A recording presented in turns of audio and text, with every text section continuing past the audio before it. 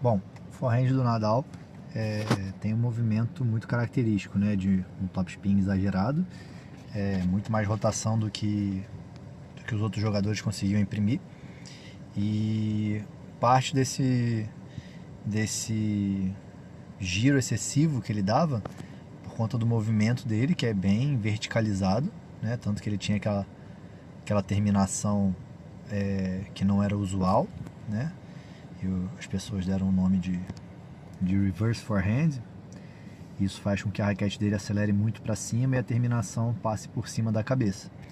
Mas no final das contas é um movimento de rotação rápido da raquete com aceleração vertical.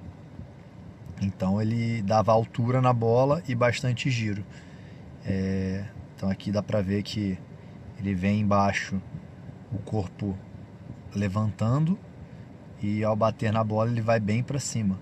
Então, depois que ele bate, a mão dele vai subindo, passa da linha do rosto até passar da linha da cabeça e terminar lá atrás. Isso faz com que ele tenha muito efeito, um pouco mais de segurança. O ponto negativo disso aqui é o desgaste físico que demanda, né? Isso aqui demanda muita energia física, porque uma grande parte da energia dele vira giro. Então, para ele não dar uma bola muito lenta, ele precisa se sacrificar muito fisicamente. Foi uma coisa que a gente viu ao longo da carreira. Ele tinha um físico muito bom, mas pagou um pouco do preço. Aqui ele está como destro, porque eu vou fazer a comparação com o Federer e aí vou botar ambos destros. Então aqui é como se fosse um carro que não passa muito as marchas da frente. Jogasse mais em terceira marcha, quarta marcha. Tem muita aceleração, muito torque, porém com consumo de combustível muito exagerado, e aí acaba pagando o preço com o motor. Então assim, não é errado, mas se jogar assim o tempo todo, isso te cobra um preço muito alto. Aqui seria o golpe dele canhoto, né? O golpe dele normal, só para ter essa comparação. Já o Federer, mesmo em situações mais desconfortáveis, ele tentava não dar muito giro. Então aqui dá pra ver, essa aqui é uma quadra rápida mais ainda. Ele pega a bola mais no alto, fecha um pouco o ângulo da raquete e o braço dele não levanta muito além do ombro. Nessas bolas mais agressivas não passa do ombro, e em bolas mais defensivas raramente passa do ombro também. Isso faz a bola dele ir mais para frente e ter um menor desgaste de energia. A bola tem muita potência, não tem tanto giro. É como se fosse um carro rodando nas marchas mais altas. O problema disso é a perda de controle em certas bolas. Então, quando precisava de muito rally, ele às vezes perdia um pouco de velocidade no jogo dele. Não era tão agressivo, tão mortal quanto em quadras mais rápidas, como a grama e como a quadra rápida.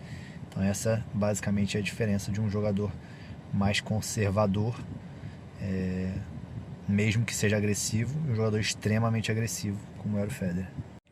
E aqui seria o Federer canhoto. Então, para quem é canhoto e quiser comparar, eu vou fazer a comparação de destro de canhoto. E aqui a gente tem uma comparação dos dois. Então, o tempo da bola vai ser um pouco diferente, mas vai dar para ver. Enquanto o Nadal está preparado em cima, mas ele deixa a bola cair um pouco mais na altura da cintura e levanta muito o corpo para dar giro. Então agora já está bem estendido. O Federer já vai sair do chão para ficar mais alto do que a bola e manter a intensidade do golpe mais linear, enquanto o Nadal vai usar um pouco mais de arco. Então essa é a diferença do padrão de batida deles habitual, né? Claro, o Nadal tem bolas que dão para frente, o Federer tem bolas que levantam um pouco mais o braço, mas o padrão de cada jogador é esse. Nadal um pouco mais usando o efeito, Federer usando um pouco mais a bola reta, e aí na terminação vai ver que o Federer mantém esse braço mais estendido e já gira aqui,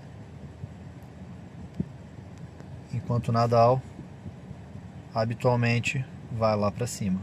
Isso dá mais efeito, perde um pouco mais de velocidade, tem mais desgaste de energia. Então o Federer poupa um pouco mais a energia dele, Nadal tem um maior desgaste. Isso não tem certo e errado. Tem as melhores bolas para você usar isso. Isso aqui é um padrão de jogo deles, mas o jogo do Federer é um jogo menos desgastante, menos fisicamente exigente, nesse sentido de muitas repetições. O do Nadal, como eu falei, é como se fosse um carro que não vai muito além da quarta marcha, e o Nadal extraía tudo que ele podia disso, com estratégia, com físico, mas pagava o preço com algumas lesões. O Federer se machucou muito menos. Então, o ideal é você usar o efeito ou a potência de acordo com a jogada. Então, quando você precisa de mais segurança, quando você chega um pouco atrasado, quando a bola está muito baixa, é interessante você pensar numa terminação igual a do Nadal, para salvar algumas bolas e continuar sendo competitivo. E quando a bola sobra um pouco melhor, é mais interessante bater mais como o Federer, que o próprio Nadal tentava usar esse movimento também, para ter um desgaste menor e fazer um ataque mais eficiente. Então não tem muito certo e errado. Tem o que é melhor para você e o que é melhor para o momento. Esses aqui são jogadores profissionais que alcançaram o ápice do esporte, então eles têm um padrão mais dominante, como todos nós vamos ter. Mas o ideal é saber fazer um pouco de tudo. Aqui dá para ver um pouco a comparação dos dois. Uma bola mais para frente e uma bola mais para cima. O padrão mais habitual dos dois jogadores. Federer fica mais alto que a bola, bate para frente. Nadal fica mais baixo do que a bola, vai levantando para a bola ter mais altura e efeito. E a terminação dos dois bem diferente. Se ambos fossem canhotos, seria isso aqui.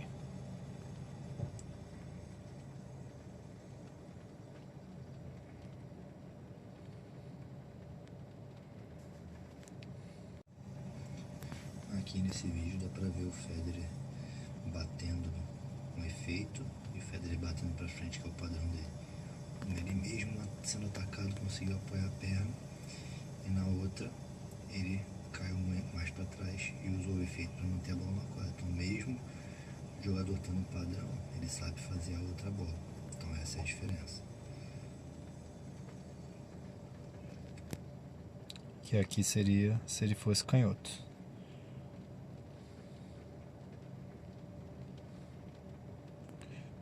A mão dele, o braço dele mal passa do ombro, e a outra, a terminação vai para cima da cabeça.